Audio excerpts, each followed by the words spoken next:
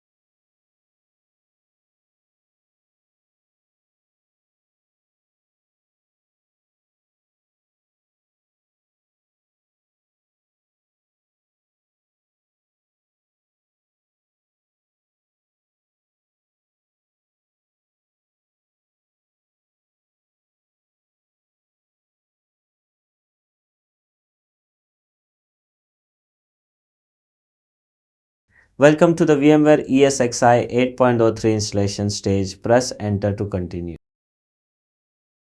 On-end user license agreement stage. Press the F11 function key to accept and continue the license agreement. Wait for scanning. Note, you need to select the correct local drive while doing the installation.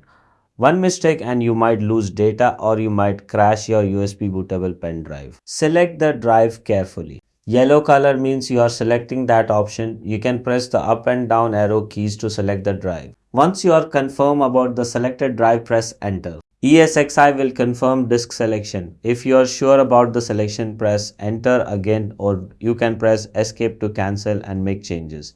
Select keyboard layout language. US is default. Press enter to continue. Root password, always go with a simple password like admin@133 or root@133. You can change it later as per your organization's standard operating procedure SOP. Press enter to continue. Confirm install stage. Press the F11 function key to install ESXi. Installation also takes time. It depends on your server's hardware specifications and the USB pen drive or PXE boot.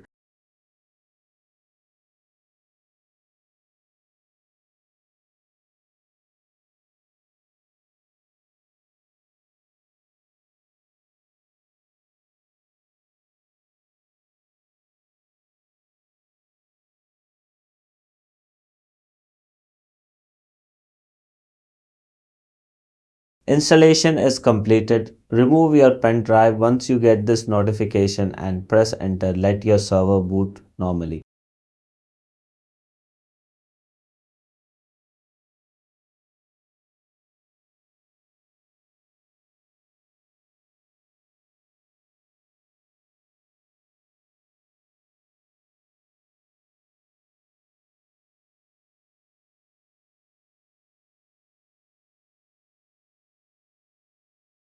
If your server is connected to a DHCP server or router, your ESXi will get the IP address automatically. If not, then you need to assign an IP address to the ESXi host manually and then access the web console. One important tip guys, even if your company uses DHCP and has reserved an IP address for the ESXi host server based on its MAC address, I still recommend configuring a static IP for the ESXi management network. The reason is simple, your ESXi host won't depend on DHCP services to obtain its management IP address. In rare situations such as DHCP failures, network issues, or troubleshooting scenarios, having a known static IP can make it much easier to access and manage your ESXi host. Another advantage is that if DNS resolution fails and the fully qualified domain name FQDN of the ESXi host is not resolving correctly, you can still connect directly to the ESXi host client using its static IP address.